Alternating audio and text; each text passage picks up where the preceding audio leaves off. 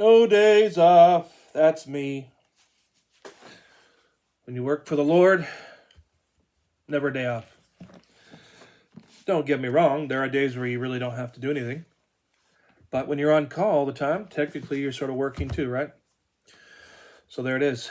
Well, I'm rebuking and praying that this sore throat that I've had on and off for the last 2 days will not be able to settle. I believe it's the weather. It's been raining. I think it's not raining right now, but it's supposed to pick up tomorrow or tonight. Although it's less than an hour and it's going to be tomorrow. Tomorrow is yesterday's today. Aren't you so glad you don't have to listen to that CRAP? I won't say the word. I'm not PC, I'll tell you that much. I try. I'm still in this flesh sometimes. Like, for example, I don't want to even bring it up, but the whole TikTok thing and everyone's posting and talking about the Super Bowl and the halftime show and all that nonsense. And I just get tired of seeing it. So I just kind of poke little bits of fun at the videos of the halftime show because it was all garbage anyway. Yeah, there were messages in it. But, it's not of God, so we really don't need to pay attention to it. So I just made some references about how the singer, I wouldn't even call him a singer, he can't even sing, but I just made references of the way he was moving around while he did that. And somebody didn't like it and said, wow, you call yourself a pastor? And, I've heard that. If I heard that once, I heard that a million times. Wow, you call yourself a pastor and you say those things? Well, you know what? If the shoe fits.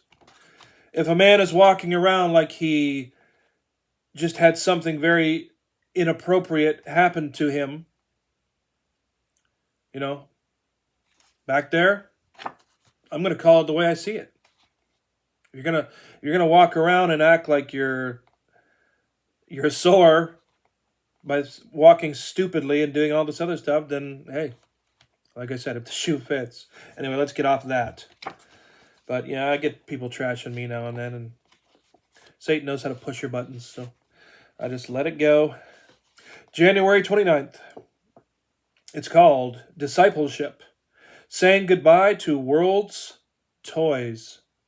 Oh, I like this. James 1:12. I love James. The 12th verse in James 1 says, Blessed is the man that endureth temptation. He shall receive the crown of life which the Lord hath promised. All right. I'm going to use my modern English version Bible here. You're actually sitting on top of my King James Amplified Bible right now. So I won't be using that one.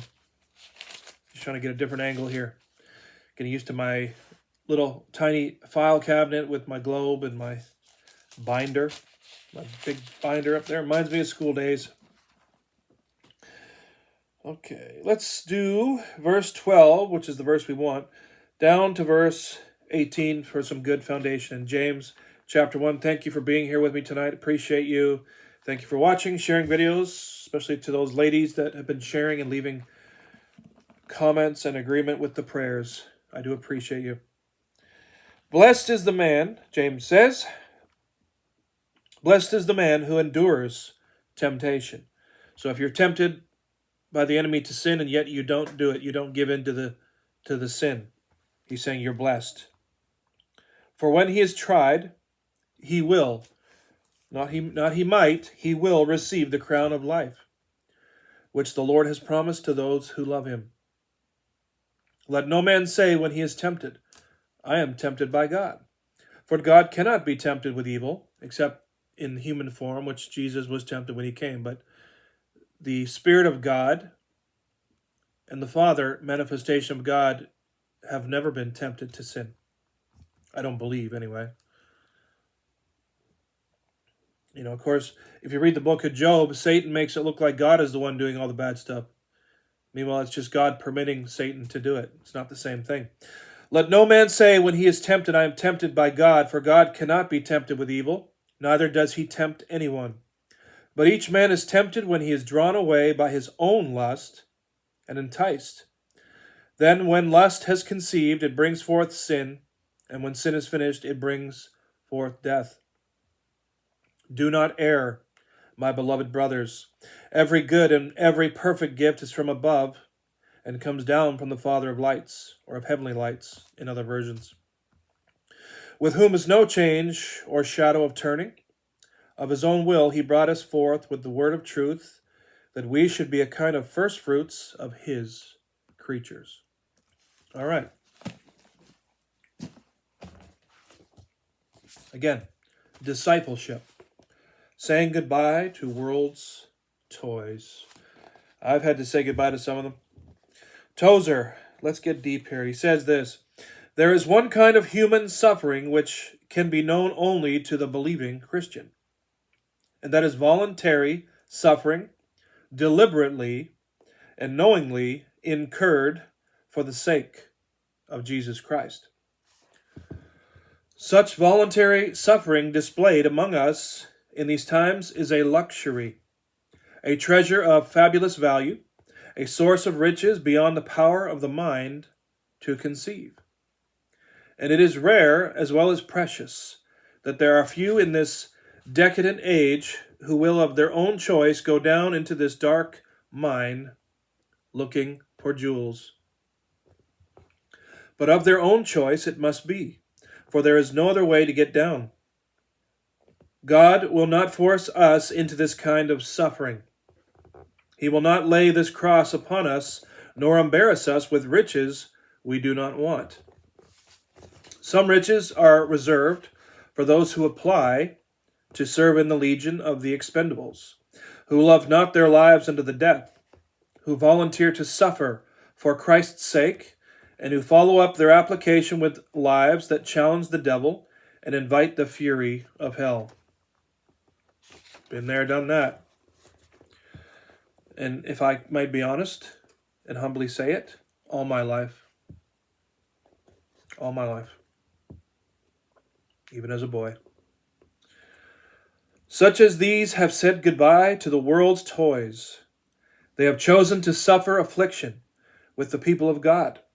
They have accepted toil and suffering as their earthly portion. But where are they? Has this breed of Christian died out of the earth? Have the saints of God joined the mad scramble for security? Are we now afraid to suffer and unwilling to die? I hope not, but I wonder. And only God has the answer. Yep.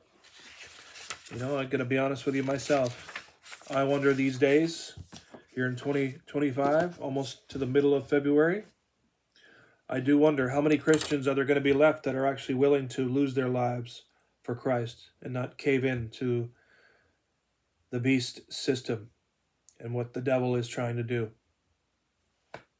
I won't, because I have a made-up mind. I do not love my life unto the death. I'm willing to go home anytime. I'll die for the saints of God if I have to. No problem. Doesn't mean I want to leave my loved ones behind, but God's will be done, right? And not many are willing to say that and live it and do it. Such is the time we live in. All right, I guess I better feed my fish. God bless you guys. Hope you're enjoying these. I've got a couple left for the month of January in the evenings with Tozer Devotional. See you next time.